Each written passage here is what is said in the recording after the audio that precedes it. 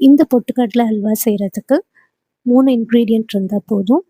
1 cup பொட்டுக்கடலை, எந்த கப்பில் மெஷர் பண்ணுறோமோ அதே கப்பில் 1 கப்பு ப்ரௌன் சுகர், 1 கப் அளவு தண்ணி.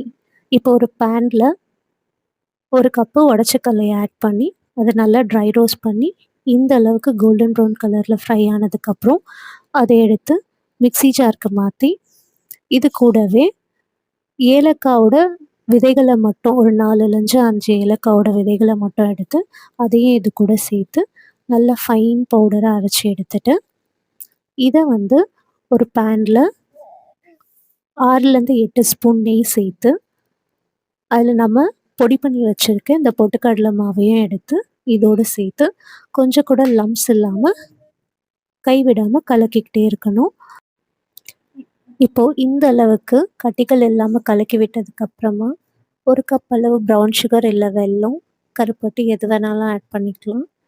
அதை இது கூட சேர்த்து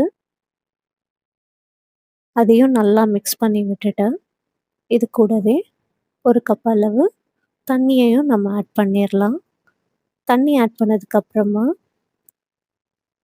நல்லா அடி பிடிக்காமல் கிண்டிகிட்டே இருக்கணும்.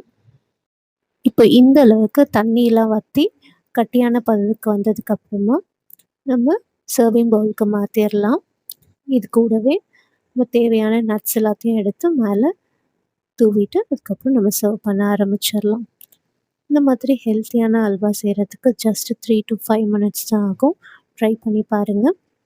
அப்படி இல்லைன்னா ஸ்க்ரீனில் தெரிகிற நம்பருக்கு கால் பண்ணுங்கள்.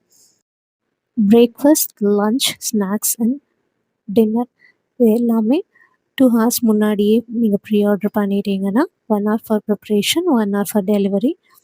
2 hours உங்கள் வீடு தேடி வந்து சேரும். தேங்க்யூ ஸோ மச் ஃபார் வாட்சிங் திஸ் சேனல்.